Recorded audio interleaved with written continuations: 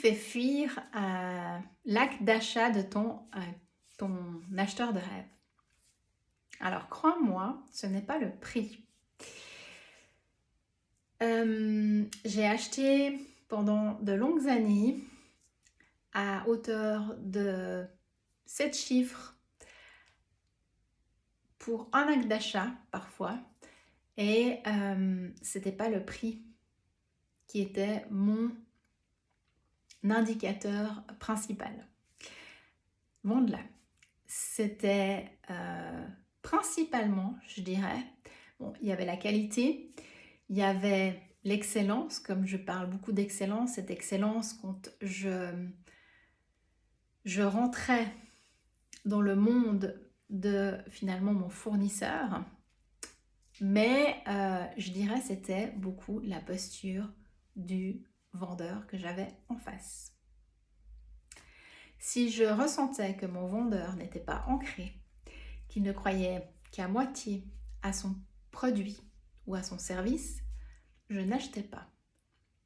Si je ressentais aussi qu'il avait à tout prix envie de me vendre sa solution miraculeuse qui me mangeait presque dans les doigts pour me vendre ce qu'il avait à me vendre, ça me faisait juste partir en courant. Donc, ce n'est absolument pas le prix, mais c'est comment toi tu te positionnes par rapport à tes offres, par rapport à tes produits, par rapport à ce que tu as à vendre, qui va faire que ton acheteur, il va acheter ou pas.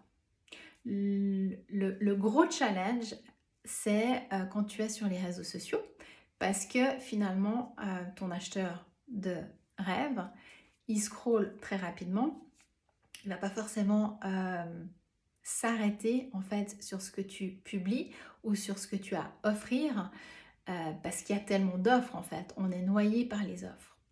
Donc ce qui est important, c'est aussi de faire la différence. Et même sur les réseaux sociaux, on va le ressentir ça.